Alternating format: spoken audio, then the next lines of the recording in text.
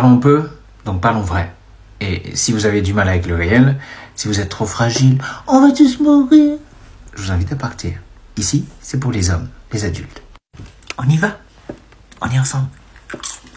Dans cette vidéo, on va appréhender le conflit israélo-palestinien de manière totalement neutre, ce qui sous-entend qu'on va se reposer la question de savoir qu'est-ce qu'une guerre, parce qu'apparemment c'est pas clair pour tout le monde.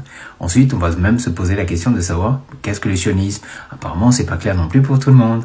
Ensuite, on ira faire un tour sur la stratégie du Hamas et d'Israël, et on terminera par la question du droit international et de l'avenir du conflit.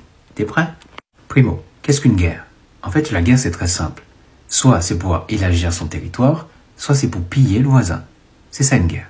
La guerre, c'est donc le prolongement de la politique intérieure. Ok? Et bien évidemment, pour arriver à ces objectifs, il faut prendre les armes et ensuite tuer son voisin. D'accord? Je crois que tu as capté. Celui qui attaque, il veut voler la richesse du voisin. Ou sinon, il veut prendre son territoire.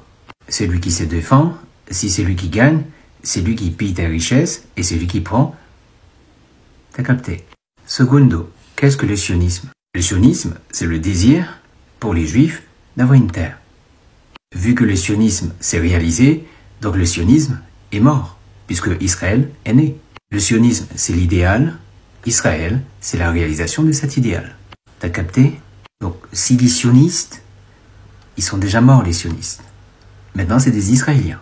Passons maintenant à la question de la stratégie. Quelle est la stratégie du Hamas? La stratégie du Hamas, c'est d'être frénétique et indissuasif. Être frénétique, ça veut dire qu'on ne laisse pas à l'adversaire la possibilité de se reposer. On attaque, on attaque, on attaque, on attaque, on attaque, quelles que soient les conséquences. Le but, c'est de toucher le moral de l'adversaire jusqu'à ce qu'il plie et qu'il soit fatigué. Et indissuasif, puisque le Hamas n'est pas dissuasif, puisque Israël possède l'arme nucléaire, et l'arme nucléaire, c'est une arme de dissuasion. Autrement dit, quelle que soit l'arme, la situation, la technologie, etc., on attaque, on attaque, on attaque, on attaque, on attaque, jusqu'à ce que l'adversaire soit fatigué et donc plie. Secondo, la stratégie d'Israël. La stratégie d'Israël est très simple puisqu'elle est basée sur la compréhension de la stratégie du Hamas. Autrement dit, analytique et de l'aïkido, c'est-à-dire retourner la force de l'adversaire contre lui. Ou enfin, l'isoler et ensuite grignoter du terrain.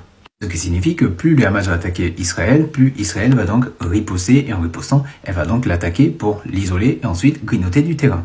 Autrement dit, la bande de Gaza va être divisée en deux, isolée vers le sud, le nord va être pris par Israël. Et ça, c'est sa méthode depuis 1948. Autrement dit, c'est le Izanami de l'Izanagi. Pour les fans de Naruto, je pense que la référence vous la connaissez.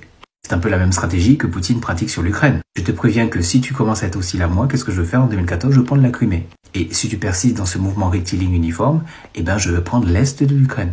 Et si tu persistes encore, je veux prendre tout l'Ukraine. C'est la même stratégie. Puisque la dissuasion ne marche pas, dans ce cas-là, je vais limiter ton territoire jusqu'à ce que tu n'aies plus d'espace. C'est là que vous allez me dire, dans ce cas-là, où est le droit international pour limiter l'avancement? Le droit international est fait pour protéger celui qui est attaqué. Tant que le Hamas attaque, il est donc en porte-à-faux vis-à-vis du droit international. Le droit se positionne toujours pour le plaignant et non pour celui qui attaque. Et vu qu'Israël est malin et se positionne en défense, t'as capté. Donc si vous êtes assez malin, logique et cohérent, vous avez compris l'avenir de la bande de Gaza. L'avenir donc des Palestiniens dépend donc de la volonté du Hamas soit à persévérer dans son mouvement rectiligne uniforme, ce qui l'amènera inévitablement à la mort, plus de cause, ou soit à reconnaître qu'Israël a gagné. Si le Hamas reconnaît qu'Israël a gagné, dans ce cas-là, ils auront la bande de Gaza. Mais sinon, ils n'auront rien. Est-ce que quelqu'un est capable de l'arrêter? Non. À moins que le Seigneur, l'Éternel, débarque sur cette terre et nous dise « Ça suffit maintenant, mes loulous, vous arrêtez !» Mais comme l'a dit Nietzsche, Dieu est mort.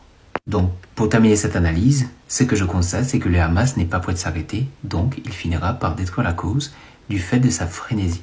La cause palestinienne est terminée, elle se fera écraser par Israël. Et plus Israël sera attaqué, plus il sera capable d'accepter le fait que la colonisation est nécessaire. Donc c'est un conflit sans issue, exactement comme l'Ukraine. Et oui, je ne cesse de vous le dire, la raison de plus fort est toujours la meilleure. C'est pas moi qui le dis, c'est la Chine. Bon, mes chers camarades, c'était bien sympa tout ça. Maintenant j'ai un nouveau conflit à régler, c'est le Congo. Coucou le Congo, ça va? Vous avez bien combattu, camarades. Mais la raison du plus fort est toujours la meilleure.